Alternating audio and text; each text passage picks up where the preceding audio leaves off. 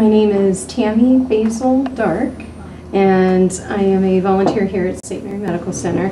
I come up to the floor, I would say 2 or 3 times a month, on Wednesdays especially. Colt and I will visit the inpatient, outpatient rehab area.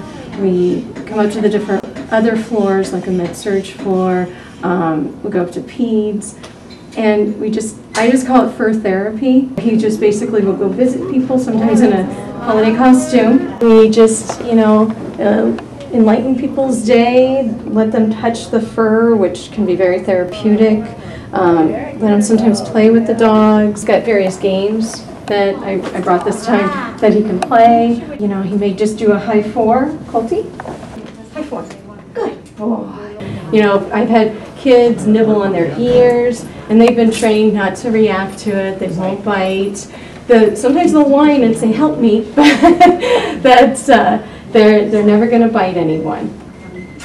That's why they are therapy dogs. They've got that right temperament. Sometimes it's just getting a hug.